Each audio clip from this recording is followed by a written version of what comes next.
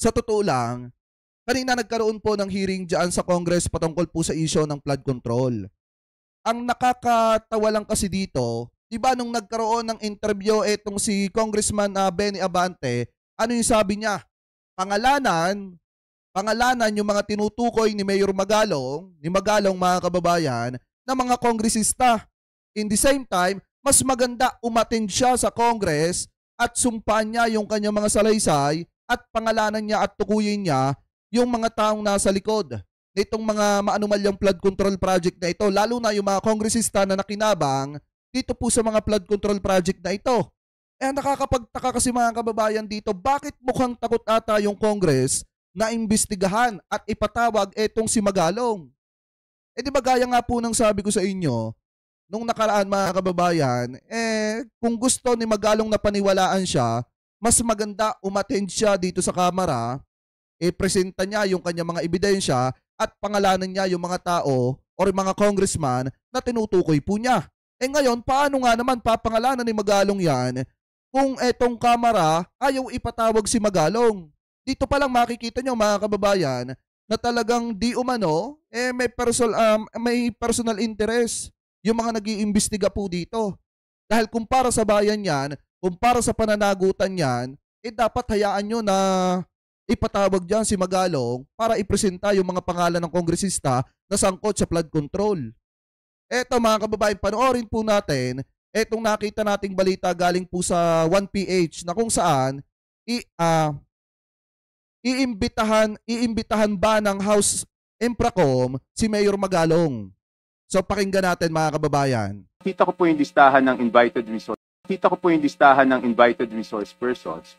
Hindi po ba man natin inimbitahan si Mayor Benji Magalong?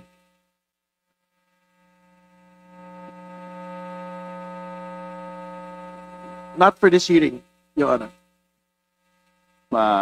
Sabi dito ni Mamiling Chavez Tamora, Jake, huwag ka magagalit sa akin ha. Pero something fishy. Parang tinatago nila ang mga lihim ni Saldico.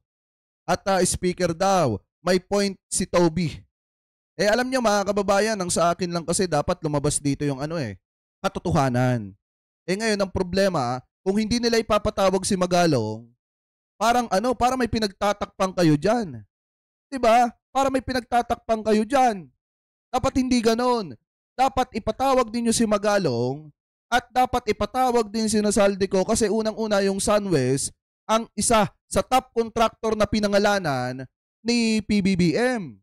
Ngayon mga kababayan, kung sino yung mga mapapatunayan na sangkot at kurap dyan, kahit pa ipinagtatanggol natin noon, hindi natin kakabigin yan ngayon.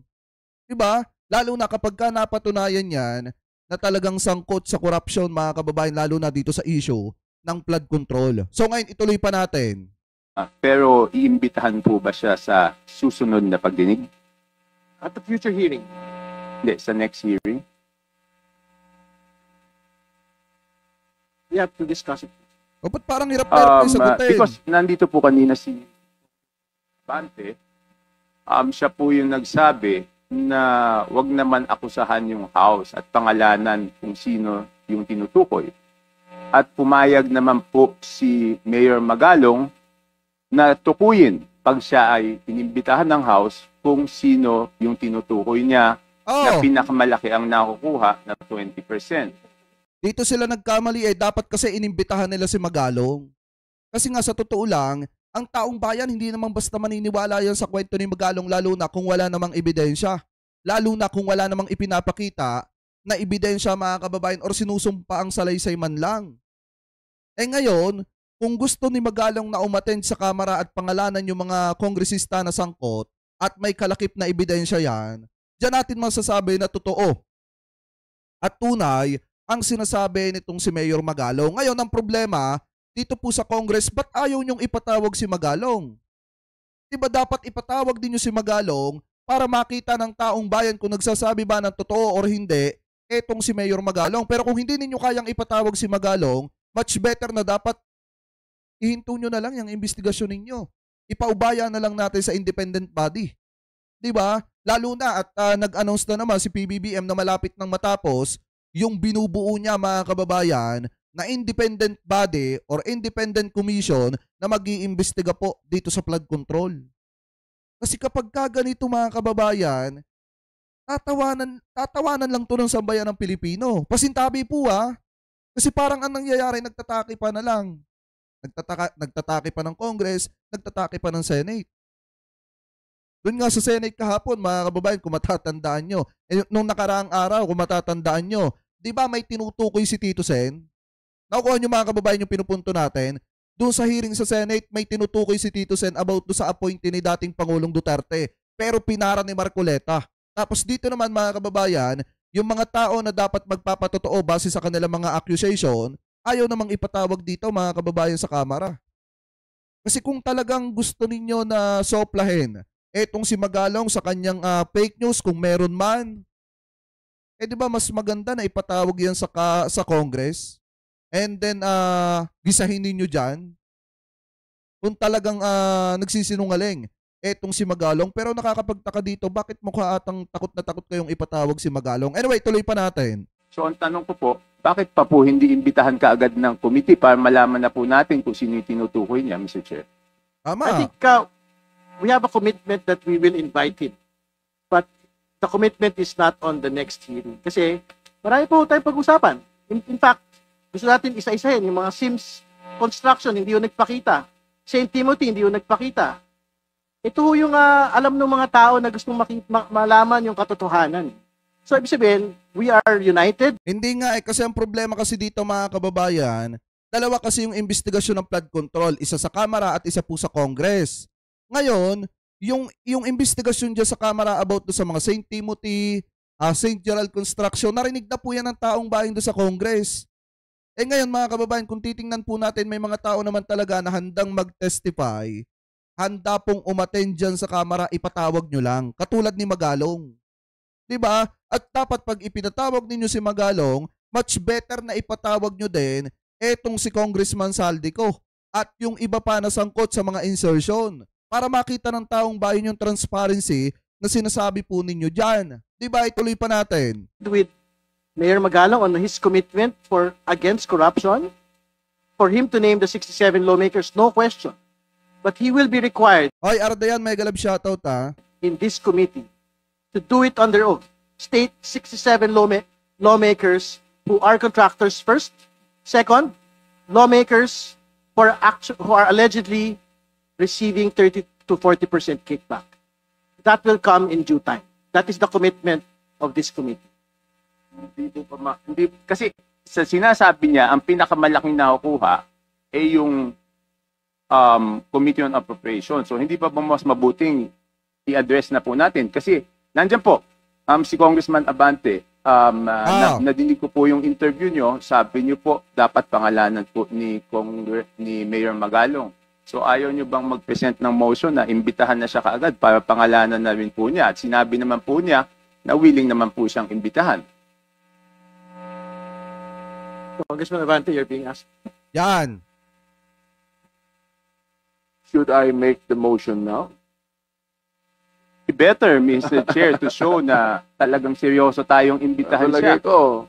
I just have one. Mr. Chair. Before speaking, I have one question lang po to Congressman Chaco.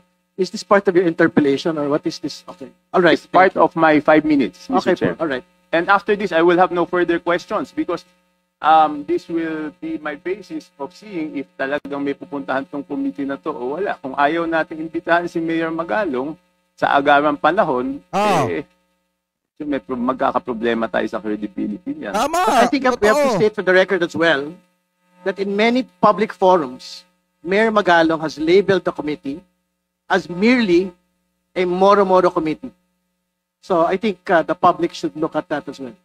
Yes, Mr. Chair. Pero sinabi niya, kahit tinawag niyang moro-moro, sinabi naman niya na willing siya magpumarap, di ba?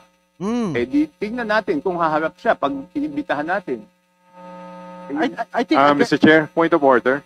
Yes, please. I think we should be sensitive regarding the word moro-moro. We delete the words because I think it was Kong Zia, who is a Muslim.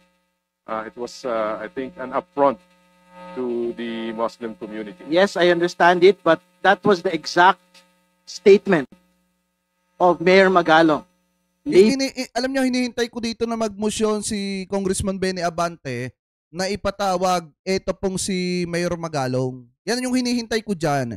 Kasi unang-una nung nagkaroon po kasi ng interview itong si Congressman Benny Abante, ang sinabi niya pangalanan ni Mayor Magalong yung mga tinutukoy niyang congressman. Kasi nga nadadama yung buong house, mga kababayan. Ngayon, ang much better daw na gawin ni Mayor Magalong, umatindang kamera, sumpaan niya yung kanyang mga salaysay at banggitin niya isa-isa yung mga kongresista na sangkot sa maanumalyang flood control. Ngayon na nakakapagtaka, bakit nung pumapayag na itong si Magalong na maimbitahan dyan sa kamera, bakit ayaw naman ngayong ipatawag ng kamera? Labeling the committee as Moro-Moro. We will not remove it from the record, but because that is what he had labeled the committee. Mr. Chair, just coming it from the members of the committee and saying that it is Moro-Moro, I think it's quite personal on the part of the members of the committee. But anyway, I will abide by the decision of this committee. Thank you, Mr. Chair. Thank you, Congressman Santos. Again, would you want to respond to Mr. Chair, Congressman Chanco, please? there's no problem in making a motion, but as you made a promise to me, Mr. Chair, that one day Mayor Magalong will be invited, why don't we just finish the hearing right now? We still have a lot of contractors that are waiting to be investigated, to be interpolated. So why don't we wait? Why don't we finish this first before anything else? Bakit natin? So sa madali hindi magmumosyon si Congressman Benny Abante na ipatawag si Magalong. Tatapusin daw muna mga kababayan lahat yung investigasyon do sa mga kontraktor. Paano kung ayaw dumating ng mga kontraktor? 'Di ba mas maganda na unahin natin yung mga taong nag-aakusa bago yung mga taong inaakusahan? 'Di ba? Mas maganda mga kababayan unahin natin yung mga taong nag-aakusa muna para kung nagsisinungaling ito, alam agad ng kamera kung ano yung magiging depensa po nila.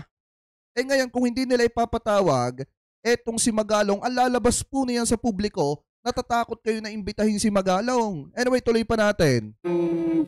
Ginugulo itong hearing na ito, samantalang marami naman naghihintay dyan ng mga contractors na very much willing to be interpolated. Right. Thank you for your response. Congressman Chanco, please. No further questions. Ayan. Ayaw nilang ipatawag si Magalong mga kababayan. At ito pa yung isa. Kung titingnan ninyo, bukod po dyan, na ayaw ipatawag si Magalong kasi uunahin daw yung mga kontraktor muna, may isa pa tayong nakita na kung saan mga kababayan, ito pong balita na inilabas po ng News 5. Ayon po dito, wait lang lagay ko lang yung comment section, yan. Ayon po dito mga kababayan, pagpapatawag kay Representative Zaldico sa pagdinig sa flood control project, pinagtatalunan pa daw. Pinagtatalunan pa daw yung pagpapatawag kay Congressman Zaldico. Bakit pagtatalunan pa? Maliwanag nga na siya yung tinitingnan na may malapit na ugnayan dito po sa SunWest. Yung isang top contractor na pinangalanan ni PBBM. Ano pang rason para pagtalunan yan? Di ba kung wala namang itinatago, much better na ipatawag? Di ba much better na umattend din? Paano nga naman mo ipapatawag kung wala nga naman sa Pilipinas? Di umano. Di ba? So ngayon mga kababayan, ito, pakinggan natin etong balita galing po sa News 5. Kinikredit po natin sa kanila yan. Nagkainitan naman sa Kamara matapos pagtalunan ng mga kongresista kung dapat bang ipatawag si Congressman Zaldico sa pagdinig tungkol sa anomalya sa flood control projects. Si Co ang dating House Appropriations Committee Chairman nang ipasa ang 2025 budget na may questionable insertions. Nasa frontline ng balitang yan, si Marian Enriquez. state the court. Kasi simula pa lang, mainit agad ang sagutan ng mga kongresista sa investigasyon ng House Infrastructure Committee tungkol sa anomalya sa flood control projects. Gusto kasing imbitahan ni Senior Deputy Minority Leader Edgar Erice, sina dating House Appropriations Committee Chairman Zaldico at dating Senate Finance Committee Chairperson Grace Poe. Sila ang in charge sa Bicameral Conference Committee noon para sa 2025 budget kung saan nagkaroon umano ng insertion sa budget. Sapagkat yung mismong pagpoprocess. Ay, Mami PR, mega love shoutout po ha. Eto, maliwanag ha, pinagtatalunan pa yung pagpapatawag or pag-iimbita dito po kay Congressman Zaldico. Ang sa akin lang naman kasi mga kababayan, ganito yan.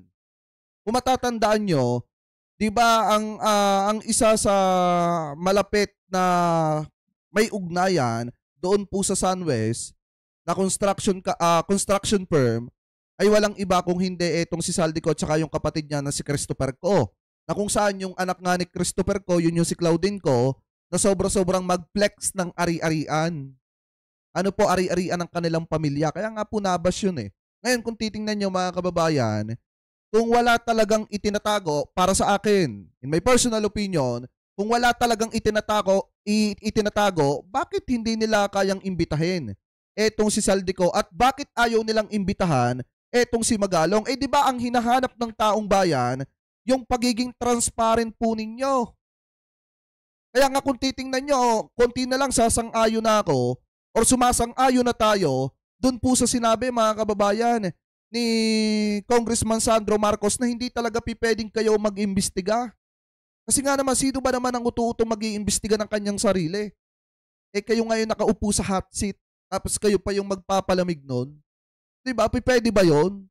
Dapat hindi nga kayo talaga ang nag-iimbestiga dyan at hindi din dapat ang Senate. Kung hindi, dapat yung isang independent body ang nag-iimbestiga ba sa mga anomalyang flood control na yan.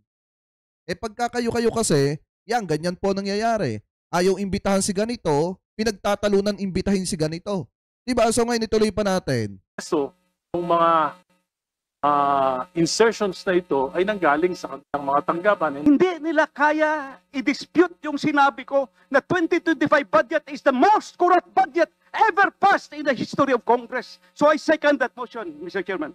Mr. Chairman, Pero pumalag dito si Manila 6th District Representative Benny Abante. I am objecting on the motion. I would like to know the reason why, because I would like to find out if we're going to invite them here, are we going to ask them questions? Are they going to answer it? Lalong nagkainitan ng magkasagutan sina House Deputy Speaker Janet Garin at Navotas Representative Toby Chanco. Under the name of Congressman Zaldico, ang insertion sa BICAM as proponent siya is 13,803,693,000. And we do not want to invite him as a resource person. Mr. Chair, sorry. Comsec, can you show this? Para lang sabihin hindi ako Mr. Chair, with nagsimbento. due courtesy. Wait, I have the floor. Yeah, I have the floor. Yeah, but I have the floor. No, Mr. I Chair. have the floor. Just to, on the I have the record, floor. Dahil dyan, sinuspindi muna ang pagdinig. Pinagpaliban din ni Erice ang kanyang motion na imbitahan sina Co at Poe rito. Patitingnan daw muna niya kung ang 100 billion pesos na isiningit noong 2025 ay may ghost projects. Nang gumulong na ang interpelasyon, umamin ang sinibak na si Bulacan 1st District Engineer Henry Alcantara na siya mismo ang nagpanukala ng mga questionableng flood control projects na pinuna ni Pangulong Bongbong Marcos sa... Alam nyo, sa totoo lang mga kababayan, hindi ako satisfied do sa sinasabi at pag-amin ni Alcantara. Ang mangyayari dito, eto tandaan nyo to mga kababayan, ang possible na mangyayari dito, ang masisisi lang dito yung mga contractors. Ang maliligtas dito yung mga politiko. Hindi naman kasi pwedeng ganon. Dapat unang-una mga kababayan, kawawa naman kung yung contractor yung maiipit dito, yung mga district engineer ng DPWH yung tatamaan dito. Dapat meron talagang managot dito ng mga big fish na talagang nakinabang at nanamasa sa pera ng mamamayang Pilipino. Kasi parang kung titingnan ninyo, ang dinidikdik dito at madidikdik dito sa huli ay walang iba. Kung hindi yung mga district engineer, yung mga contractors, paano naman yung mga nakialam sa pondo na pera ng mamamayang Pilipino? Yung mga nag-insertion dyan. Di ba dapat kasama yan? Lalo na kung hindi maganda yung pinuntahan ng pera. Alam nyo, sa totoo lang mga kababayan, kung tutusin talaga, dapat nga talaga na naimbestigahan ito. Bakit? Kasi ito lang naman kasi yung pinoproblema ng mga DD-shit. Na bakit daw mga kababayan, yung confidential funds nga naman ni Sara Duterte, iniimbestigahan, pero milyon nga lang naman daw yung pinag-uusapan doon. Pero bakit daw itong flood control project nga naman, bilyon ang pinag-uusapan, hindi po maimbestigahan. So ngayon, dito na. Iniimbestigahan na at lumalabas na yung mga pangalan at mga ugnayan ng mga politiko dito po sa maanumalyang ito. So kung ito ay matatapos mga kababayan, mas madali ng pag-usapan yung impeachment ni Sara Duterte sa darating po na 2026. At sana bago matapos ang taon na ito, may mga managot na. Hindi lang politiko, hindi lang taga-DPWH, hindi lang kontraktor, kung hindi talaga yung mga nasa likod ng maanumalyang mga proyektong ito na kinawawa ang sambayan ng Pilipino. Anyway, tuloy pa natin. Sa Bulacan. So, walang politiko na involved dito. Kayo po ang nag-propose na ito. Yes, Your Honor. Inamin din ni Alcantara na may kapabayaan siya sa mga proyekto. Ang reinforced river wall sa Baliwag, Bulacan na nagkakahalaga ng 55 million pesos, ghost project o guni-guni lang pero sinabing kompleto na ito. Pati ang dalawang ininspeksyon ng Pangulo na proyekto sa Kalumpit. Ay, best ninyo Barsaga, mega love shoutout ha. Thank you sa panonood. Na may kontratang pirmado ni Alcantara, bayad na, pero substandard naman. Paliwanag ni Alcantara, nagbase lang siya sa dokumentong pinasa ng inspectorate team at hindi niya personal na ininspeksyon ang mga proyekto. Negligence on my part, inamin ko po may kakulangan ako dahil I did not personally go to it. Inaprubahan na rin ang motion ni Akbayan Party List Representative Shell Jokno na magkaroon ng full disclosure o sabihin ng mga miyembro ng Infracom kung may conflict of interest sila sa pagdinig. Yan ay dahil ilang kongresista ang dinadawit din sa mga proyekto. Bibigyan ng 5 araw ang mga miyembro ng Infracom na Yan nga ang problema dyan kaya dapat talaga hindi na magkaroon ng investigasyon at ipaubaya na lang doon sa mga independent body. Doon sa independent commission na sila na mag-imbestiga dito po mga kababayan sa issue ng flood control. Kasi nga naman, tama nga naman yung sinasabi ni Congressman Sandro Marcos, hindi siya sumasang-ayon na sila yung mag-imbestiga. Kasi nga naman, paano mo nga naman iimbestigahan yung isang bagay kung ikaw yung inirereklamo? Saan ka ba naman nakakita? Eto, wala akong pinapangalanan na nag-iimbestiga ka pero pangalan mo yung lumalabas. Tapos para malinis mo yung pangalan mo, maghuhugas kamay ka. Hindi naman po pwedeng ganon. Kasi tulad nga niyan, kapag ka nasa sambit yung pangalan ng isang kasamahan mo, kailangan pang pagtalunan bago pa maipatawag yung kasamahan mo na di umano sangkot do sa maanumalyang flood control. So dyan pa lang makikita nyo na may conflict of interest na dito po sa pag-iimbestigang ito. Pero anyway, ituloy pa rin natin. Committee ng kanilang written disclosure. Nagbabalita mula sa Frontline, Marian Enriquez. News 5. So ngayon, kung makikita nyo dyan po sa balitang yan, pinagtatalunan kung ipatatawag, etong si Congressman Saldico. Kasi nga si Congressman Saldico ay nababanggit yung kanyang pangalan doon po sa SunWest na kung saan ay pinangalanan po ni PBBM doon sa top 15 contractor. So ngayon, kung titingnan nyo mga kababayan, may nakita po kasi tayong balita na kung saan galing po ulit ito sa 1PH at sinasabi po dito nasaan si Representative Saldico. So dito mga kababayan, mukha atang wala na sa Pilipinas. Di umano etong si Congressman Saldico. Kasi base po dito sa balitang ito, mukha atang may mission daw etong si Saldico mga kababayan at mukhang wala dito sa Pinas. Pero anyway, ituloy natin. Sa nagiging viral na wala na sa tukol doon sa nagiging viral na wala na daw dito sa bansa yung ilan sa mga hinahanap ng kongresista. Hindi ko alam kung nagawa nila. Sa dami ng ginagawa nila, hindi ko alam kung na-follow up nila kung talagang may travel authority. Pero baka may update si Arles doon. Actually, tinanong din natin agad yan mismo kay Representative Ridon Jovi. At ayon sa kanya, kahit siya ay hindi niya alam kung nasan si Representative Ko. At yun nga, may mga bulong-bulungan na meron itong special mission kung saan pwede nga siyang lubiban sa kamera at hindi umattend sa mga plenaryo at kasama ang ating mga dito, kapatid sa media. Kasi di ba kung titingnan nyo, may mga kumakalat kasi na balita mga kababayan na wala na daw po sa Pilipinas. Di umano etong si Congressman Saldico. Wait lang, pakita ko sa inyo yung nakita nating news. Baka kasi mabackfire tayo Mas magaling yung meron tayong resibo. Si mahirap nga naman magsalita nang wala tayong pinagbabasihan. Ito yung accusation. Wala na daw siya sa Pilipinas. Wala na po sa Pilipinas. Wala na po sa Pilipinas si Santiago. At ganon din yung kanyang kapatid na si Christopher Go. Wala na rin po sa Pilipinas. Wala na po sa Pilipinas si Santiago. At ganon din yung kanyang kapatid na si Christopher Go. Wala na rin po sa Pilipinas. Ayan yung sabi dito mga kababayan. Ito po ay merong 37.9 thousand react mga kababayan at 6.7 thousand na 6.7 thousand mga kababayan na comment. Ayan ang maliwanag sinasabi dito. Saldico natakot umano kay Senator Marcoleta daw. Kaya umalis na ng bansa. Ayan po yung sabi dito. At maliwanag sinasabi dito na wala na daw sa Pilipinas mga kababayan itong si Congressman Saldico at saka yung kanyang kapatid. So ngayon, balikan natin itong sinasabi dito sa 1PH na kung saan mga kababayan, ang sinasabi naman po dito may importanteng mission daw etong si Congressman Saldico, kaya daw mga kababayan mukhang malabong maipatawag diyan mga kababayan sa hearing ng Kamara. So ngayon, bakit hindi nila sabihin kung nasaan talaga etong si Congressman Saldico? Kasi ang hirap naman nung mga panahon na sobrang iinit yung issue, ang gagaling po nila magsalita. Tapos ngayon, na nadidikdik na sila mga kababayan, ayaw po nila magsalita. At ngayon, tulad niyan, may mga lumalabas ng balita na wala na sa Pilipinas. O kung walang katotohanan yan, bakit hindi po klaruhin kung nasaan talaga etong si Congressman Saldico? Bakit hindi maglabas ng statement etong si Congressman Saldico kung ano yung mga pinaggagawa niya ngayon? Kasi sa totoo lang, matitindi na po yung accusation na ibinabato sa kanya. Kung hindi niya po sasagutin ito, ibig sabihin totoo or baka totoo. Diba mga kababayan? So ngayon ay tuloy pa natin. Talagang hinahanap din ito si Representative Ako dahil nga siya ang makasasagot ng mga naging insertion sa mga naging budget noong 2025. Okay. Yan na muna. Thank you, Arles. Maraming salamat, Arles de los Santos.